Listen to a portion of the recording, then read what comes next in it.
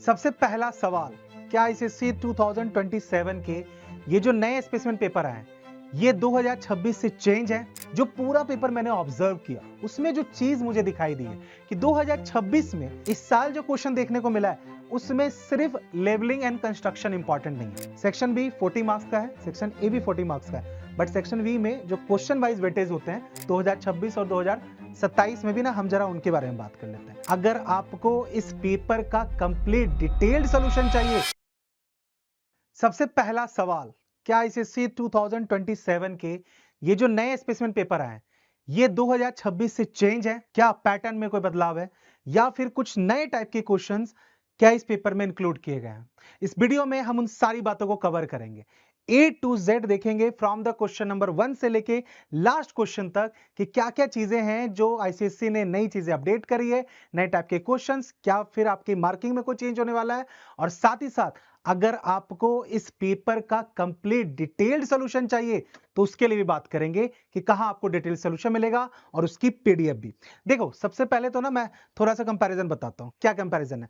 पहले आपका 2026 में, यानी जो अभी तक आपके पेपर हुए, 80 मार्क्स का पेपर होता था, 40 मार्क्स आपके सेक्शन ए के होते थे और 40 ही मार्क्स आपके सेक्शन बी के होते थे। कोई चेंज नहीं है, एज इट इज इस बार के स्पेसिमेन पेपर में भी वही चीजें दी गई। अब जिनको स्पेसिमेन पेपर पता नहीं चल रहा है तो ये बिल्कुल एग्जैक्टली बोर्ड आपका रिलीज करता है कि हम इस साल जो आपके बोर्ड एग्जाम्स होंगे उसके पेपर का पैटर्न कैसा होगा, तो हमें आइडिया लग जाता है कि हमें किस तरीके से उसे अटेम्प्ट करना है और हमारे तैयारी करने का क्या स्ट्रैटेजी हमारी रहेगी। तो भाई 40 मार्क्स आपके सेक्शन ए में होने वाले हैं, सेक्शन बी के अंदर भी आपके 40 मार्क्स ही होने वाले हैं, ठीक है। अच्छा, सेक्शन ए के अंदर हम और जाएं तो क्वेश्चन नंबर 1 आपका जो है उसमें क्वेश्चन नंबर 1 से लेकर 15 तक तो 15 एमसीक्यूज है, 1 मार्क्स एच के लिए, एंड क्वेश्चन नंबर 2 में 5 सब पार्ट है और 5 मार्क्स हर पार्ट के लिए मिलने वाले हैं, ठीक है। तो ये आपका क्राइटेरिया रहेगा, 25 मार्क्स यहां, 50 नंबर यहां, टोटल आपके 40 मार्क्स। सेक्शन बी की अगर मैं बात करूं तो इसमें आपको टोटल 6 क्वेश्चन होते हैं, जिसमें से आपको सिर्फ 4 क्वेश्चन अटेम्प्ट करने हैं। हर क्वेश्चन का वेटेज आपका 10 मार्क्स का है। इस जगह पे हमें थोड़े से चेंजेस देखने को मिल रहे हैं। तो एक चीज तो बहुत क्लियर हो गई है कि यानी मार्किंग जो थी सेक्शन वाइज वो वैसे ही रखी है आईसीएसई में, कोई चेंज इसमें नहीं आया है, ठीक है। 80 मार्क्स का टोटल पेपर है, टाइमिंग आपके 2 घंटे की है, बहुत बढ़िया। अब आते हैं हम क्वेश्चन पूछने के तरीके पे। जो पूरा पेपर मैंने ऑब्जर्व किया उसमें जो चीज मुझे दिखाई दी है कि 2026 में जिस तरह के सवाल पूछे गए थे वो थे आपके आइडेंटिफाई एंड डिफाइनिंग वाले, यानी जिसको मैं डायरेक्ट क्वेश्चन कह सकता हूं कि भाई डिफाइन करो कि ये क्लोरोफिकेशन क्या होता है, डिफाइन करो फलना टर्मिनोलॉजी क्या होती है, फिर आइडेंटिफाई करो इन चीजों को। 2027 के यानी जो अभी आपका स्पेसिमेन पेपर आया उसमें आपको चेंजेस देखने को मिल रहे हैं। यानी आप एक्सपेक्ट कर सकते हो कि अब आपको वन वर्ड या फिर जो आपके डायरेक्ट आंसर वाली चीजें होती है ना वो आपको देखने को नहीं मिलेगी। यानी अब जो क्वेश्चन आपको देखने को मिलेगा वो आपका मल्टी स्टेप्स हो सकते हैं, लॉजिकल प्रूफ के साथ हो सकते हैं, यानी ज्यादा डिटेल, ज्यादा एनालिटिक एंड लॉजिकल क्वेश्चन आपको देखने को मिलेंगे। तो जो WH वाले सवाल थे जो पिछले साल तक पूछे गए थे, इस बार उसमें चेंजेस देखने को मिल सकते हैं। तो भैया तैयार हो जाओ, यानी डिटेल में और बहुत अच्छे तरीके से केमिस्ट्री करनी पड़ेगी, डायरेक्ट क्वेश्चन करके नहीं होगा, ठीक है ना। अच्छा, और क्या चेंजेस देखने को मिले, एक जरा आपको चीज यहां पे मैं दिखाता हूं। 2026 के पेपर में और 2027 के पेपर में क्या मेजर डिफरेंस या शिफ्ट देखने को मिल रहा है। देखो, फोकस की अगर मैं बात करें तो पहला जो लास्ट ईयर फोकस था, मेजोरिटी ऑफ क्वेश्चन जो थे वो डायरेक्ट रिकॉल वाले थे, यानी मेमोरी बेस्ड चीजें कि define this terminology, identify this terminology, ठीक है। लेकिन इस साल के पेपर में जो चीजें दिखाई दे रही है heavily on reasoning and elimination वाली चीजें। जब एलिमिनेशन वाला पार्ट आता है ना तो वहां पे बहुत इंटरेस्टिंग हो जाता है कि आपको यानी उस टॉपिक का पूरा अप डाउन लेफ्ट राइट सब पता है या नहीं पता है, यानी सब कुछ डिटेल तरीके से आपको पता होना चाहिए। अच्छा, ट्रू एंड फॉल्स वाले सेक्शन में अगर आप देखोगे 2026 यानी पिछले साल के पेपर में आपको सिंगल असर्शन रीजनिंग दिखाई दे रही थी। इस साल के पेपर में जो नए क्वेश्चंस दिखाई दिए हैं, यानी कि आपको स्टेटमेंट 1 स्टेटमेंट 2 वाले क्वेश्चंस में यानी 2 स्टेटमेंट दी जाएगी और फिर 2 स्टेटमेंट के बेसिस पे आपको क्वेश्चन देखने को मिल रहे होंगे। बहुत सही। सिलेक्शन वाइज अगर मैं बात करूं तो 2026 पिछले साल के पेपर में सिंगल करेक्ट ऑप्शन वाले क्वेश्चन पूछे जा रहे हैं। मतलब क्या? मतलब कि आपको जैसे एमसीक्यूज के अंदर अगर आप देखो तो आपको भाई साहब 4 क्वेश्चंस दे दिए गए, 4 ऑप्शंस दे दिए गए, उसमें से एक आपका करेक्ट ऑप्शन है, वो आपको चुनना है। इस साल के पेपर में यहां चेंज देखने को मिल रहा है। मल्टी स्टेटमेंट वेरिफिकेशंस वाले क्वेश्चन, यानी कि आपको जैसे एक से ज्यादा स्टेटमेंट हो सकती है जो आपकी चीजों को वेरीफाई कर रही है।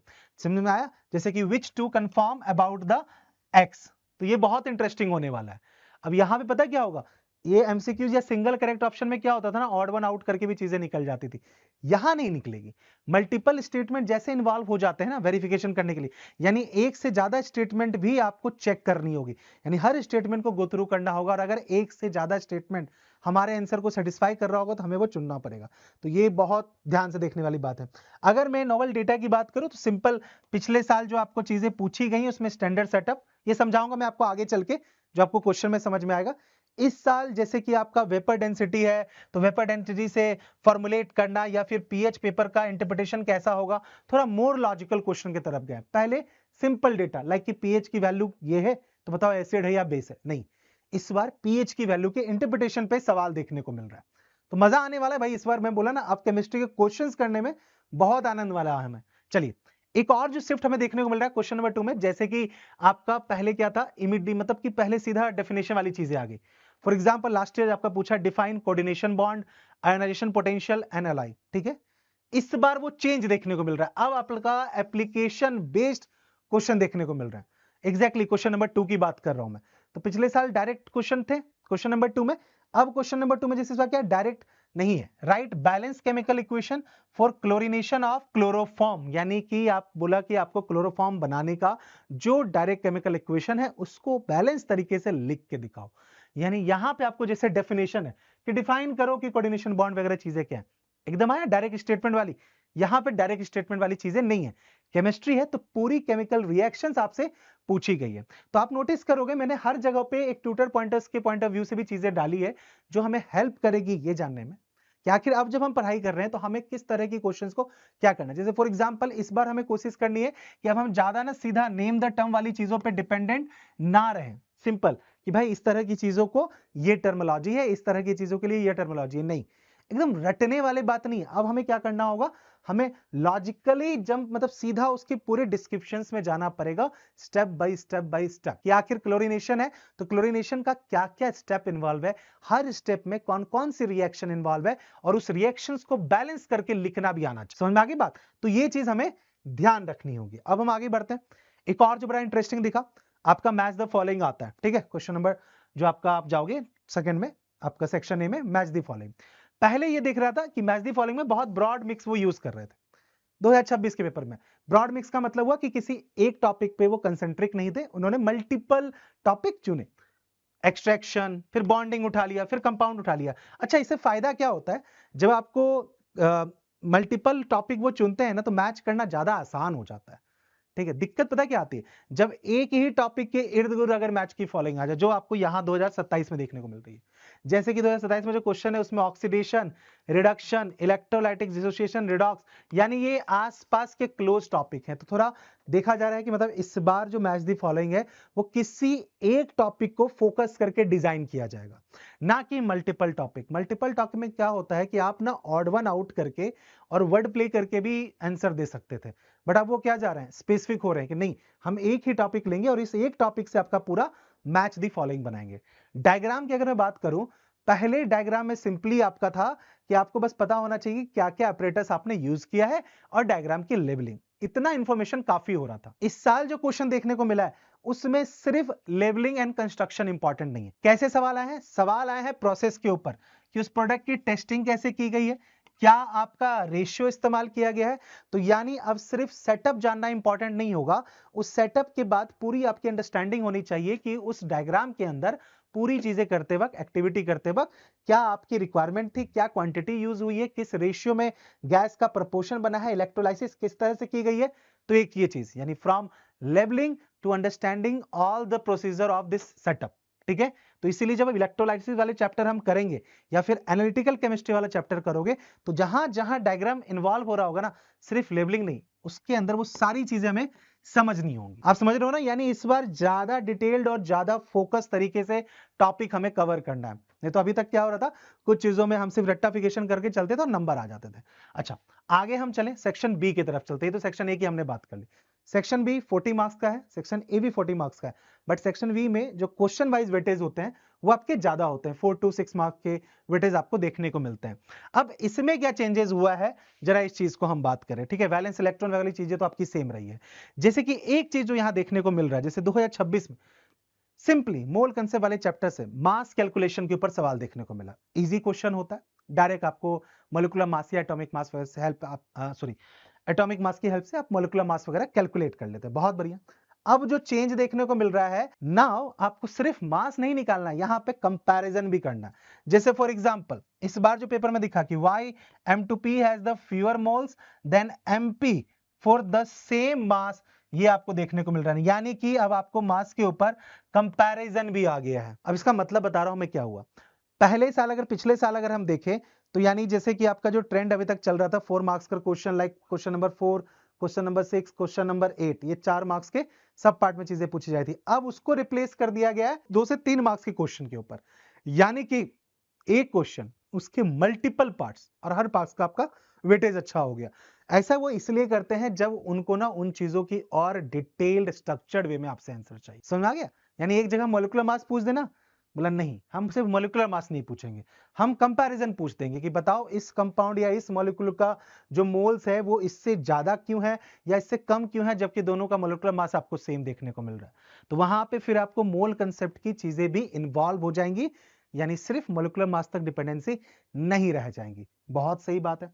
और क्या चीजें हैं, और जो कंपैरिजन देखें जरा, ऑर्गेनिक केमिस्ट्री में अगर हम देखें, पिछले साल के पेपर में ऑर्गेनिक केमिस्ट्री में डायरेक्टली आपको जैसे IUPAC ने अभी तक तो यही पूछते आ रहे थे, कंपाउंड का देके नाम पूछा जाता था, स्ट्रक्चर दिखा के नाम पूछा जाता, या फिर ज्यादा स्ट्रक्चर पूछ लिया जाता था कि इसका स्ट्रक्चर ड्रॉ करो, या फिर आपको ऑब्जर्वेशन पूछ ली जाती थी कि भाई बताओ ये पर्टिकुलर रिएक्शन जो होती है ऑर्गेनिक केमिस्ट्री की, यानी मेकिंग ऑफ अल्कोहल हो गया, मेकिंग ऑफ इथेन हो गया, इसको बनाने के लिए क्या क्या आपने चीजें यूज करी, इसमें क्या ऑब्जर्वेशन है।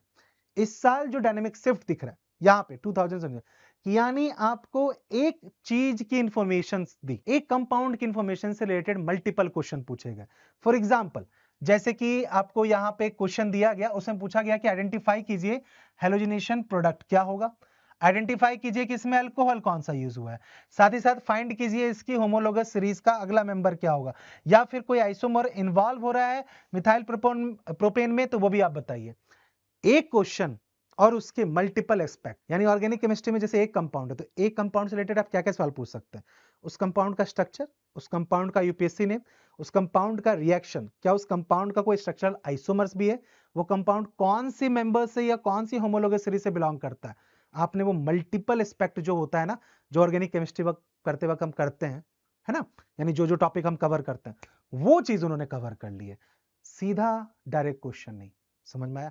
यानी जब आप ऑर्गेनिक केमिस्ट्री पढ़ रहे हो तो उसमें जो भी अल्कोहल वाले कंपाउंड आए, मेंबर वाले कंपाउंड आएंगे, अल्केन अल्कीन अल्काइन फैमिली वाले जो भी कंपाउंड आएंगे, उनकी डिटेल्ड इंफॉर्मेशन पता होनी चाहिए हमें, यानी हर एस्पेक्ट को हमें टच करना होगा ताकि कोई भी चीज हमसे मिस ना हो जाए।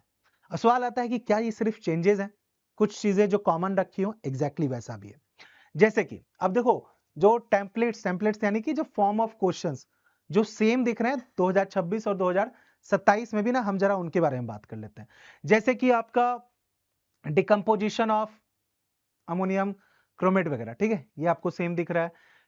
कन्वर्जन का डायग्राम ये आपको सेम दिख रहा है। Esterification reactions, ethanol plus acetic acid in presence of concentrated H2SO4, ये चीज सेम दिख रही है। रिएक्शन प्रोड्यूसिंग वाटर, उसका डायग्राम 4 स्पेसिफिक स्टेप होते हैं, ये चीज आपको सेम दिख रही है। डिस्टिंग्विश बिटवीन ZN या फिर AlY NaOH और इस तरह की जो रिएक्शंस है वो आपको सेम दिख रही है। इलेक्ट्रॉन और स्ट्रक्चर ऑफ अमोनियम आयन, ये आपको सेम दिख रहा है। यानी कुछ चीजें हैं जो आपको सेम दिख रही हैं, बाकी जो जो शिफ्ट आपको दिख रहा है, चेंज आपको दिख रहा है। तो अगर मैं इसको समराइज करूं कि क्या बहुत बड़ा पैटर्न चेंज है, नहीं। क्या कोई टॉपिक इंक्लूड किया है नया, नहीं। तो फिर क्या चेंज है? चेंज जो एक सबसे ज्यादा शिफ्ट है कि हाँ, इस बार ज्यादा लॉजिकल, ज्यादा रीजनिंग, ज्यादा स्टेटमेंट बेस्ड क्वेश्चन हमें देखने को मिलेंगे। यानी कि from the direct questions to the logical question हम शिफ्ट कर रहे हैं। सॉल्व करने के लिए दोनों के लिए कंसेप्ट की जरूरत पड़ेगी, दोनों के लिए चैप्टर की नॉलेज होनी चाहिए, बट हाँ, रेक्टिफिकेशन करके हम नंबर ले आते थे, शायद इस बार वो वर्क नहीं करेगा। अब इसीलिए इस चैप्टर का हमें चाहिए डिटेल्ड सॉल्यूशन और साथ ही साथ सर पीडीएफ भी चाहिए। तो देखो मैंने शुरुआत में ही बताया था, अगर आपको डिटेल्ड सॉल्यूशन चाहिए तो हमारी अपकमिंग क्लास है जिसकी इन्फॉर्मेशन आपको डिस्क्रिप्शन में भी है और चैट सेक्शन या कमेंट सेक्शन में आपको पिन की गई है। उस क्लास में आप आओ, वहां पे हम इसको पूरा 2-2.5 घंटा लगा के एकदम डिटेल तरीके से एक एक जो क्वेश्चंस है उसको सॉल्व करेंगे। और जितनी एनालिसिस की मैंने यहाँ पे बात की है ना, क्वेश्चन बाय क्वेश्चन, उन सारे एनालिसिस को हम ऑब्जर्व भी करेंगे कि आखिर ये चेंज हमें किस तरीके से शिफ्ट होता हुआ दिख रहा है। उसी क्लास में मैं फिर आपके साथ इसकी पूरी डिटेल सॉल्यूशन की पीडीएफ भी शेयर करूंगा।